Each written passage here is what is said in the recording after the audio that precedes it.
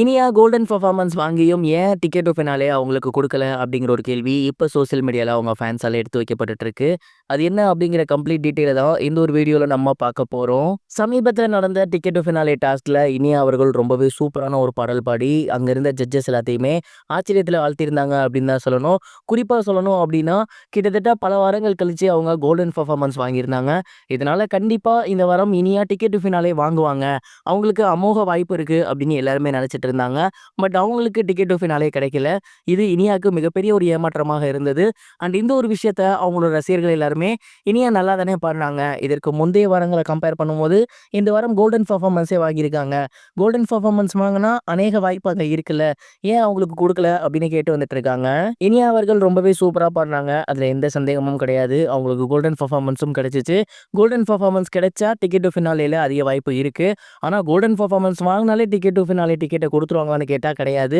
ஏன்னா ஏகப்பட்ட பேர் வந்து கோல்டன் பெர்ஃபார்மன்ஸ் வாங்கியிருந்தாங்க. ஏன் சபேசன் அவர்கள் கூட கோல்டன் பெர்ஃபார்மன்ஸ் வாங்கியிருந்தாரு. அப்படி பார்க்கும்போது அவரும் தான் 3 வாரமா போகாம இருக்காரு. டிக்கெட் டு ஃபினாலேவ பொறுத்தவரைக்கும் எக்ஸ்ட்ரார்டினரியான ஒரு பெர்ஃபார்மன்ஸ் குடுக்கணும். எக்ஸ்ட்ரார்டினரியான ஒரு சிங்கிங் பண்ணணும்.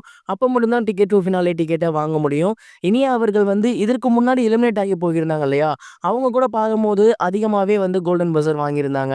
ஆனா இப்ப இருக்கவங்க எல்லாமே மிகப்பெரிய டஃப்பான ஒரு கண்டஸ்டன்ட். சபேசன் அவர்களாலே போ முடியல அப்படின்னா, கண்டிப்பா யோசிச்சு பாருங்க இனியாக்குலாம் அது எவ்வளோ பெரிய ஒரு டஃப்பா இருக்கும் அப்படின்னு. அந்த ஒரு காரணத்தினால தான் ஜட்ஜஸ் இனியாக்கு கோல்டன் பெர்ஃபார்மன்ஸ் குடுத்தாலுமே டிக்கெட் டு ஃபினாலேக்கான டிக்கெட்ட குடுக்கல. இதற்கு முன்னாடி சின்ன சின்ன மிஸ்டேக்ஸ் இருந்தாலுமே அத மிகப்பெரிய லெவல்ல கண்டுக்காம கோல்டன் பஸர்லாம் அடிச்சிருக்காங்க. பட் இந்த முறைலாம் பார்த்தீங்கன்னா, சின்ன மிஸ்டேக் இருந்தாலுமே அத காரணம் காட்டி அப்படியே தவிர்த்துடுறாங்க. பவித்ராக்கும் இது நடந்திருந்துச்சு. ஸோ தங்களோட 100% எஃபோர்ட்ட குடுத்தா மட்டும் தான் டிக்கெட் டு ஃபினாலே அப்படிங்கிறது தெரியுது. அதனால தான் இனியாக்கு டிக்கெட் டு ஃபினாலே டிக்கெட் கிடைக்கல அப்படிங்கிறது தெரிய வந்திருக்கு. இது ஒரு புறம் இருக்க மாதவன் அவர்கள் ஜிடி நாயுடு அவர்களோட பயோபிக்ல நடிக்க போறாரு அப்படிங்கிற அனௌன்ஸ்மெண்ட் வெளியாகி எல்லோருக்குமே மிகப்பெரிய ஒரு ஷாக்கிங் ஏற்படுத்தியிருக்கு அப்படின்னு தான் சொல்லணும். ஏன்னா மாதவன் அவர்கள் ஆள் அடையாளமே தெரியாம டோட்டலா மாறி போயிருக்குது. அந்த ஒரு போஸ்டரை பார்த்தாலே தெரியுது. இந்தியாவின் கண்டுபிடிப்பாளர், அது மட்டும் இல்லாமல் இந்தியாவின் எடிசன் அப்படின்னு போற்றப்பட்டவர் தான் ஜிடி நாயுடு. அண்ட் இவரோட வாழ்க்கை வரலாறு படமாக போகுது அப்படிங்கிற அனௌன்ஸ்மெண்ட் சமீபத்தில் வந்திருந்துச்சு. மேலும் நடிகர் மாதவன் அவர்கள் தான் இந்த ஒரு பயோபிக்ல நடிக்க போறாரு. இந்த படம் அடுத்த வருஷம் ரிலீஸ் ஆகும் அப்படிங்கிறது தெரிய வந்திருக்கு. மாதவன் அவர்கள் ஏற்கனவே ராக்கெட்ரி படத்துல பயோபிக்ல நடிச்சிருந்தாரு.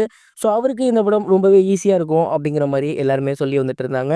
அதற்கு தகுந்த மாதிரியே வெளியான போஸ்டரும் அப்படிதான் இருந்துச்சு. ரொம்ப ரொம்ப அர்ப்பணிப்போட அந்த ஒரு மேக்கப்லே அவ்வளோ மெனக்கெடல் அப்படிங்கிறது தெரியுது. அது மட்டும் இல்லாம ஏகப்பட்ட கண்டுபிடிப்புகள் வச்சு தான் இந்த படம் இருக்க போகுது. ஸோ கண்டிப்பா மாதவன் கரெக்டான சாய்ஸா இருப்பாரு அப்படின்னு எல்லாருமே சொல்லி வந்துட்டு இருக்காங்க.